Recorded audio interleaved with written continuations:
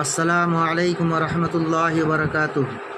আল্লাহ নবী সাল্লাল্লাহু আলাইহি ওয়াসাল্লাম বলেন, জুম্মার দিনে কেউ যদি তাড়াতাড়ি গোসল করে পায়ে হেঁটে মসজিদে আসার পরে ইমামের সামনাসামনি বসে ইমামের খুতবাকে ভালোভাবে শুনে, আল্লাহ নবী সাল্লাল্লাহু আলাইহি ওয়াসাল্লাম বলেন, বাড়ি থেকে যে প্রতি কদম হেঁটে এসেছে সেই প্রতি কদমের এক কদমের বিনিময়ে 1 বছর রোজা রাখা এবং 1 বছর নামাজ পড়ার সওয়াব তার নামায় আমলের মধ্যে লিখে দিবেন।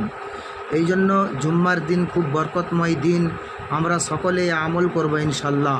আল্লাহ পাক আমাদের সকলকে আমল করার তৌফিক দান করুন। ভিডিওকে বেশি বেশি করে শেয়ার করে দিন। আগামী ভিডিও পেতে আমাদের চ্যানেলকে ফলো করে রাখুন। আসসালামু আলাইকুম রহমতুল্লাহি ওয়া বারাকাতুহু। আল্লাহ নবী সাল্লাল্লাহু আলাইহি ওয়াসাল্লাম বলেন, জুম্মার